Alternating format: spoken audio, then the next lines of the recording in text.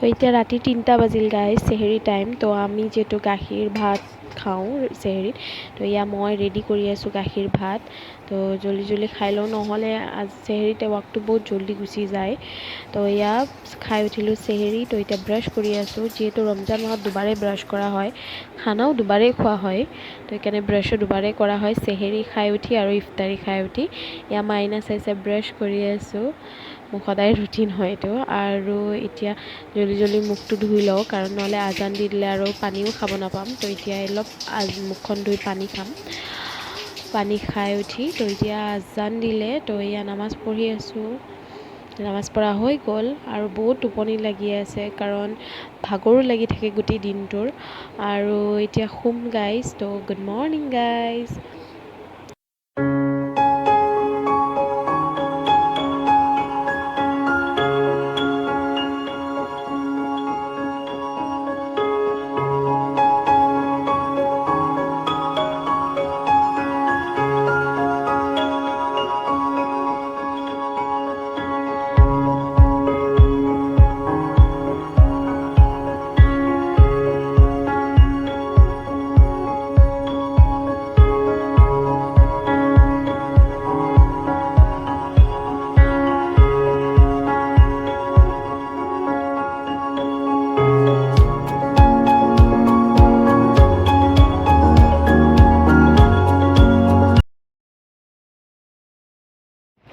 Hey guys, মই ৰজি আপোনালোক সকলোকে পুনৰ স্বাগতম জনাইছোঁ মোৰ চেনেলৰ আন এটি নতুন ভিডিঅ'লৈ।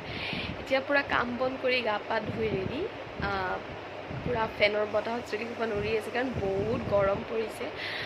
আৰু যোৱাকালি বেছি গৰম আছিলে, আজি অলপ কম, তথাপিও আছে, ফেন নোহোৱাকৈ নহয়। আৰু এতিয়া খালি নামাজ পঢ়িম আৰু কোৰাণ শ্বৰীফ পঢ়িম। তো আজিও আপোনালোকক দেখুৱাম যে ইফতাৰীত কি বনাম। তো সম্পূৰ্ণ ভিডিঅ'টো চাই থাকিব, স্কিপ নকৰাকৈ, যে আজি কি ইফতাৰীত বনাম। তেনেহ'লে আহক আৰম্ভ কৰোঁ আজি ভিডিঅ'টো।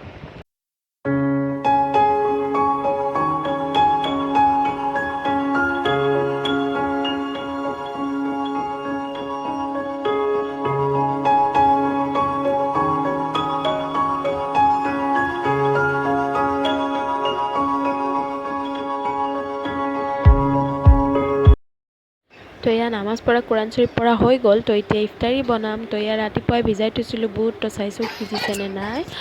আৰু এতিয়া আলু বইল কৰিছিলোঁ। তো আলু বইল কৰাৰ বাকলিটো চেলাই আছোঁ আলুৰ।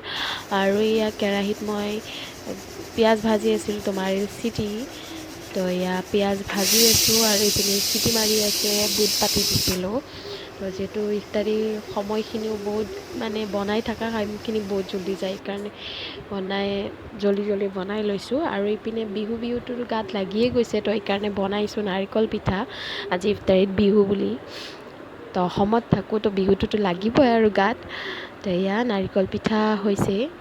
তাৰপাছত মই বনাইছোঁ, যিহেতু আমাৰ ভাজা পোৰাটো বেছি চলে অকণ ৰমজান মাহত। তো মই বনাইছোঁ ব্ৰেডত ষ্টাফিং ভৰাই অকণ বেচনত দি পেলাই ভাজিছোঁ। তো হৈছে আৰু। তো ভাজিব দিছোঁ তেলত। তো কি ধুনীয়া ফ্ৰাই হৈ আছে, ভাজা হৈ গ'ল। এতিয়া চৰ্বত ওলাই আছোঁ, যিহেতু আমি এতিয়া ইফতাৰী কৰিম আজান দিলে। আৰু ইফতাৰী সকলোৱে জানেই, মই আগৰ ভিডিঅ'টো কৈছোঁ, আমি সদায় আজান দিয়াৰ লগে লগে খেজুৰ, পানী আৰু ফ্ৰুটছেদি আমি ইফতাৰী কৰোঁ। তাৰপিছত নামাজ পঢ়িহে আমি ইফতাৰী ভালকৈ কৰোঁ। তো ফ্ৰুটছ আৰু পানী সেইকাৰণে। আৰু নামাজ পঢ়ি আহি আমি এতিয়া কৰিম ইফতাৰী। মই যে কৈছিলোঁ ব্ৰেড ফ্ৰাই কৰিছিলোঁ ষ্টাফিং ভৰাই। তো বুট ভাজি, নাৰিকলৰ পিঠা, আৰু বনাইছিলোঁ নিমকি, আৰু আমাৰ চাহ, আৰু ওচৰতে চৰ্বত, যিহেতু মই চাহ নাখাওঁ।